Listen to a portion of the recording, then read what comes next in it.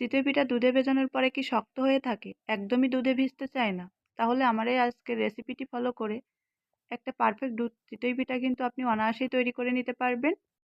তার জন্য ভিডিওটি না টেনে শুরু থেকে শেষ পর্যন্ত অবশ্যই দেখবেন, তাহলে পারফেক্ট একটা চিতই পিঠা কিন্তু আপনিও অনায়াসেই তৈরি করে নিতে পারবেন। আর পারফেক্ট চিতই পিঠা তৈরির সব ট্রিক্স অ্যান্ড টিপস কিন্তু আমি এই ভিডিওতে শেয়ার করেছি, তাই ভিডিওটি একদমই মিস করবেন না। হ্যালো ভিউয়ার্স, ওয়েলকাম জানাচ্ছি শ্রুতিস হেলদি কিচেনে। চিতই পিঠা দুধে ভেজানোর জন্য প্রথমেই আমাদের কিন্তু দুধ রেডি করে নিতে হবে। তো আমি এখানে একটা পাত্রে 1 লিটার পরিমাণ দুধ নিয়ে নিয়েছি আর দিয়ে দিলাম 4টে এলাচ মুখ ফাটিয়ে। আর এখন দিয়ে দিব চিনি।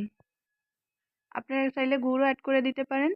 আর মিষ্টিটা আপনারা আপনাদের স্বাদ অনুযায়ী একটু বুঝে দিবেন, যতটা মিষ্টি খেতে পছন্দ করেন ততটাই দিবেন। তো আমি একটু সামান্য পরিমাণে লবণও দিয়ে নিয়েছি। তো আমি দুধ জাল করে একটু বলক উঠিয়ে নিব। আর এই দুধটা কিন্তু অনবরত নেড়ে চেড়ে ঘন করে নেওয়া যাবে না, এটা বলক উঠলে চুলা থেকে নামিয়ে ঢাকা দিয়ে ঢেকে রেখে দিতে হবে। তো আমি কিন্তু একটা ঢাকা দিয়ে ঢেকে এক সাইডে রেখে দিব। আর পিঠা তৈরি করার জন্য একটা গোলা রেডি করে নিব। তার জন্য প্রথমেই নিয়ে নিচ্ছি একটা পাত্রে 2 কাপ পরিমাণে শুকনো আতপ চালের গুঁড়া, দিয়ে দিলাম সামান্য পরিমাণে একটু লবণ। আর এখন কুসুম গরমের থেকেও একটু বেশি গরম আমি জল নিয়েছি, এটা অল্প অল্প করে দিয়ে একটু গুলে নিব।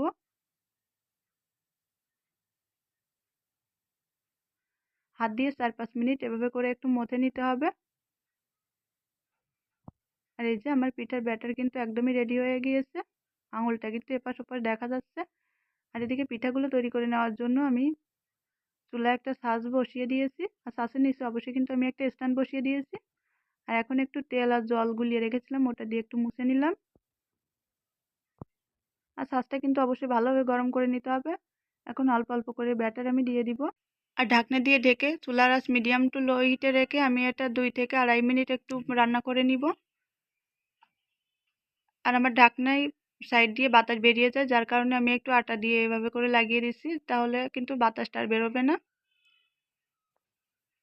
2 থেকে 2.5 মিনিট পরে আমি আমার ঢাকনাটি কিন্তু খুলে নিয়েছি। আর এখন দেখতেই পাচ্ছেন আমার পিঠাগুলো কতটা ফুলকো ফুলকো হয়েছে, এটা দেখে নিশ্চয়ই বুঝতে পারছেন। এখন একটা কাঁচির সাহায্যে পিঠাগুলো উঠিয়ে নিচ্ছি।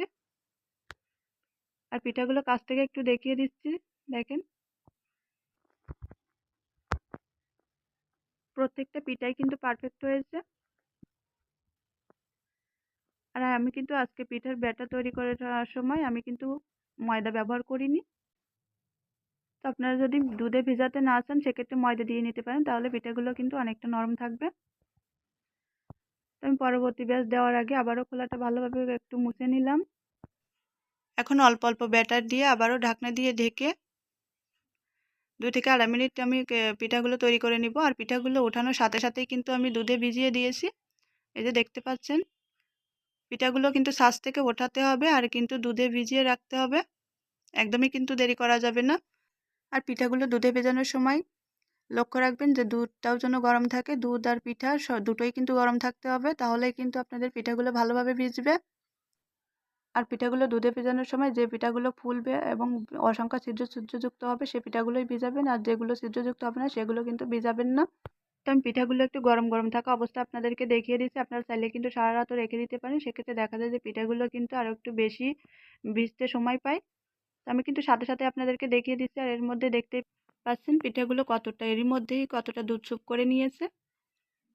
আর আপনারা যদি পিঠাগুলো একটু ইনস্ট্যান্ট ভিজিয়ে নিতে চান তাহলে পিঠার পাতিল সহ চুলার উপরে রেখে ঢাকনা দিয়ে ঢেকে 4 থেকে 5 মিনিট একটু জাল করে নেবেন, তাহলে দেখবেন যে পিঠাগুলো খুব দ্রুত ভিজে যাবে এবং পিঠাগুলো অনেক বেশি সফট এবং নরম হবে। তো আশা করছি আমার আজকের রেসিপিটা আপনাদের কাছে ভালো লেগেছে। ভালো লাগলে অবশ্যই লাইক কমেন্ট শেয়ার করতে ভুলবেন না।